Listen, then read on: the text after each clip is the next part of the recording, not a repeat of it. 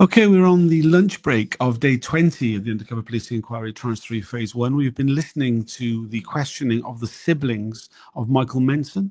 Michael Menson was suffered a racist attack where he was set on fire in 1997. He was admitted into hospital where he succumbed to his injuries just over 2 weeks later. He was, for the first week, he was very lucid. He spoke to his family members. He explained that he had been the victim of an attack that set him on fire. The police never came to visit him in hospital, did not take a statement from him. And then in their dealings with the family, claimed that he had done it to himself, that he'd committed suicide, and that the family just were unwilling to accept that. I'm joined by Zoe Young from the Campaign Opposing Police Surveillance. What have you make of what we've heard from the Michael Menson siblings so far? It's just so heartbreaking, you know, day after day after day, these stories of these families who've lost their loved ones and then just face this madness when they try and just seek help from the authorities who are supposedly there to do that. And, you know, to see these pictures of this lad and hear about them, you know, the close family and how he shared his success. He was in a band, Double Trouble. And I remember them, you know. And then, you know, as so often, you know, creative people quite often get a bit, and then the police using the fact that he'd had mental health difficulties to try and get out of having to look into who the hell did this to him. And I mean, at a certain point, just, you know, as someone who's had my own trauma, I can't quite concentrate and listen the whole time to other people's trauma. I mean, I know when you're doing something useful, like they always say, look for the helpers. And when, like, you're doing something useful, it's a way to keep going. I'm still trying to find my place in this and I really want to be able to listen back to it all afterwards. And I mean, I totally understand why they want the, you know, the privacy of just having their voices, why they don't want to be in a room full of strangers. I mean, there's a whole bunch of lawyers and some people who are in with them. We're all behind a big barrier. And then, you know, we're constantly hearing from people who are trying to listen online that they can't. But anyway, yeah. Oh, yes. There has been a restriction order in place. Currently, the way in which the Undercover Policing Inquiry operates is if something is said, it's often the name or a piece of information that is subject to a reporting restriction order. Because the broadcast is done with a 10-minute delay, as soon as it's identified that there's been a breach, then the feed is cut immediately. So usually about 10 minutes before the breach actually happens. And then the broadcast doesn't go back online until after that breach has passed. So it means that you're getting usually about 10 minutes, sometimes longer, sometimes slightly less, but usually about 10 minutes that is cut out of the broadcast. Now, this morning when we were hearing from Bernard Redwick, that was... there was numerous reporting restriction orders that took place. So it was a very choppy broadcast. There's been one so far with Michael Menson's siblings who have been referred to as MWS and MSS. It's his brother and sister, essentially. I mean, yeah, the reporting restriction orders, all of them today have been totally understandable ones.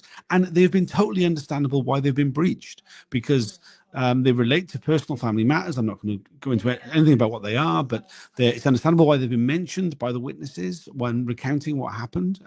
It's very upsetting to witness what is being said, because the family members are being invited to relive the days when their loved one died. And particularly in the case of Michael Menson, this wasn't a single event. You know, there was the initial attack where he was set on fire, him going to hospital. He was in hospital for a week before he lost consciousness. And then over a week after that, before he actually died, the stress of the way the police weren't taking it seriously. It's horrific for the family to have to relive that. His sister opened up by saying, we've been asked so many times to relive this. It's very difficult to go through.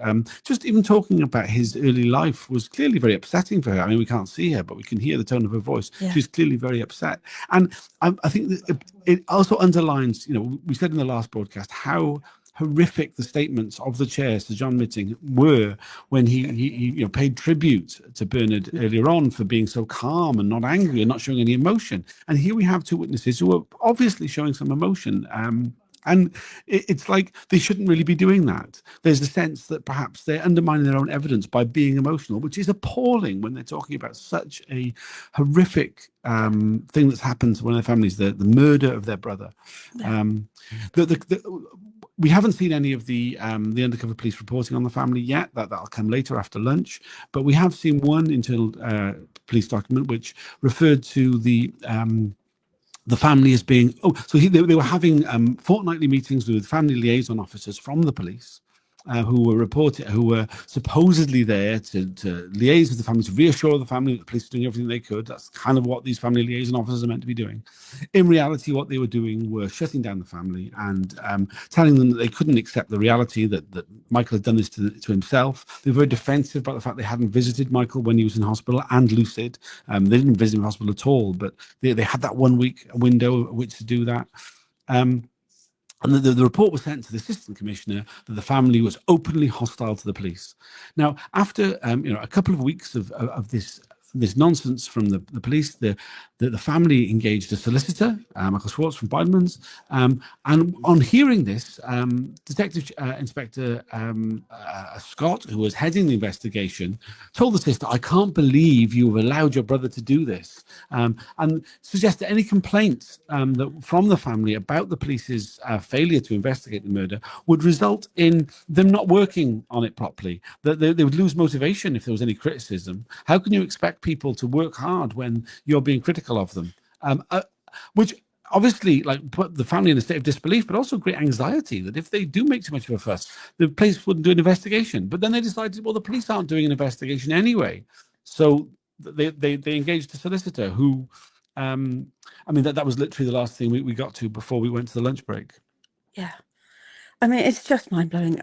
This thing you say, they don't want to seem to be critical because then they might not do the job. And I've ended up feeling like that towards the inquiry itself, because we've got this problem with the YouTube keeps cutting for long periods. And we've been trying to explain to them that there's a lot of people who can't make it here, who want to be able to hear and see and to listen to this. And I think, as a witness, you want to have an audiovisual record that is consistent, coherent, that stands as evidence over time of this public inquiry. And yet, I've just been speaking to the hearings manager about why there's this problem with the YouTube, why it keeps cutting long periods out. And she's saying, oh, no, there's just a delay. And I'm saying, no, it's definitely a gap. And someone's done a calculation this morning that 45 minutes was lost of the speaker this morning. I'm trying to say that. And then I'm thinking, hang on, maybe I shouldn't say this.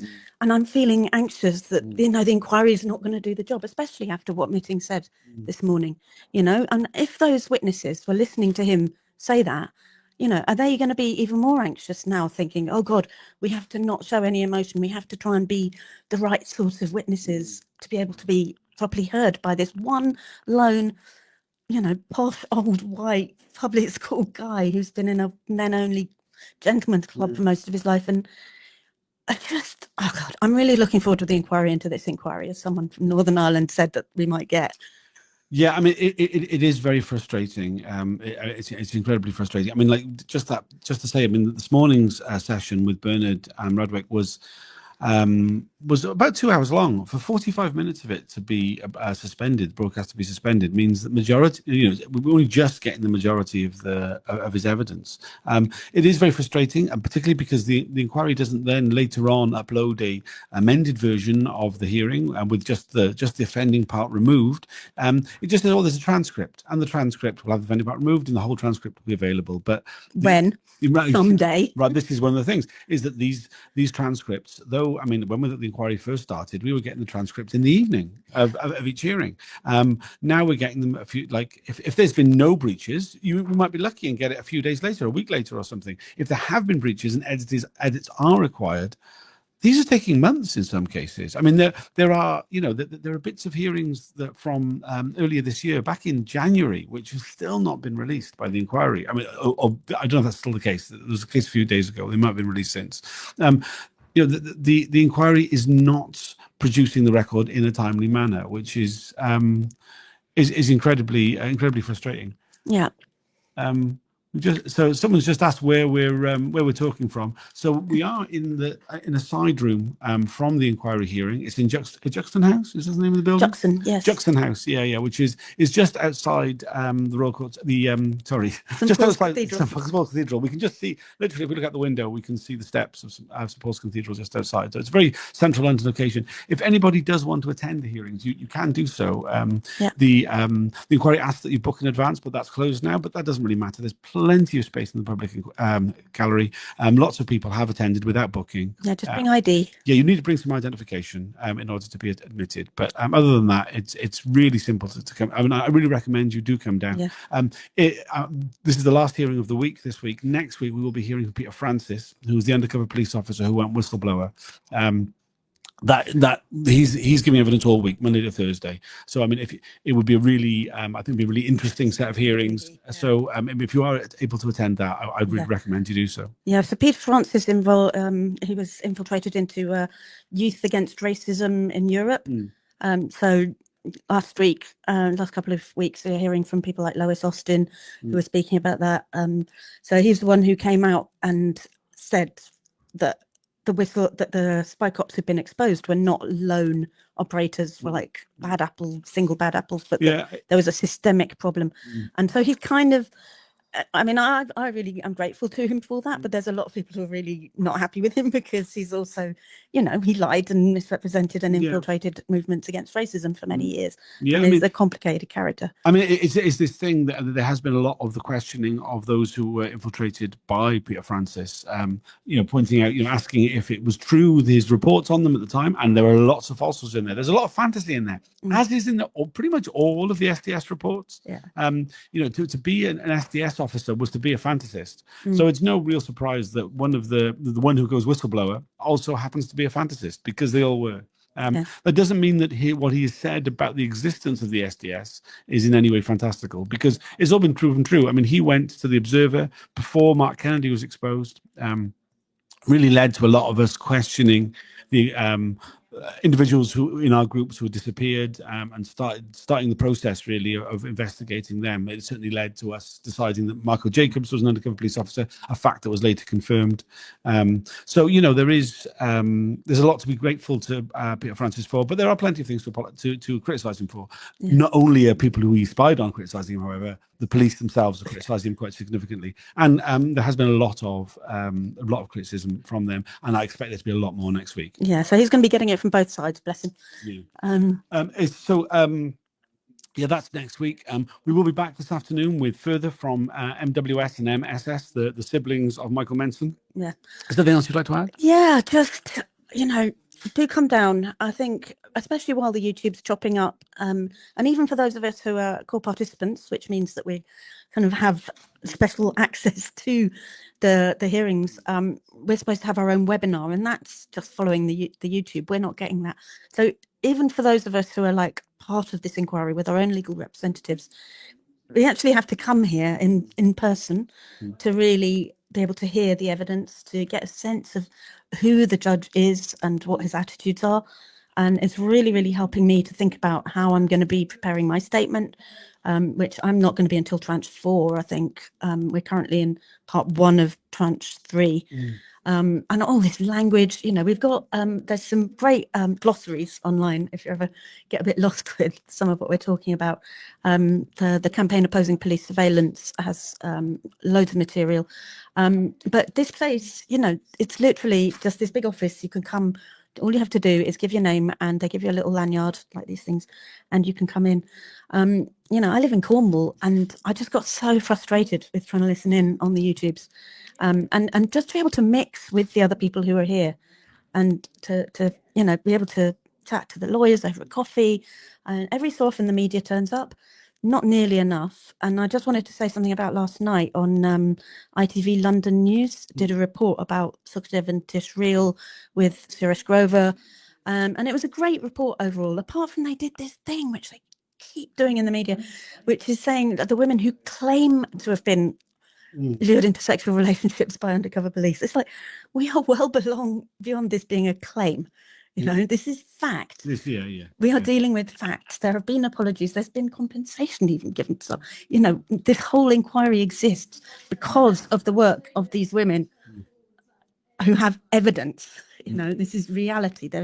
We are a long way beyond claim. And please, media people, you know, I know you have to kind of have both sides and all that sort of thing, but there really is no both sides on this. It's a bit like climate change. You know, you can't keep giving a balanced view to people who are just pretending reality isn't there. Yeah. If you are unable to come down, we will continue to cover it so that you don't have to. As ever, I'll be using Twitter, or X as it's called these days, to post what is happening as it's happening with the 10-minute delay. And then we'll be doing another one of these videos during the afternoon break and at the end of the day. I'm not sure if there will be a break this afternoon. It might be that things wrap up and then there's just the end of the day, but there will be at least one more video. So thanks for joining us. I'll also make a donation to Tom, Kofi, whatever it's called, Kofi. Yeah, Kofi, ko-fi.com/Tom B. Fowler. It's in my profile if anybody wants to support this work. People supporting me in the past has allowed me to improve the audiovisual of these broadcasts and of the podcasts. And these great little new mics. Yeah. So if any support will be gratefully received. All right, thanks for joining us, and we'll see you all again this afternoon. Bye for now. See you down here.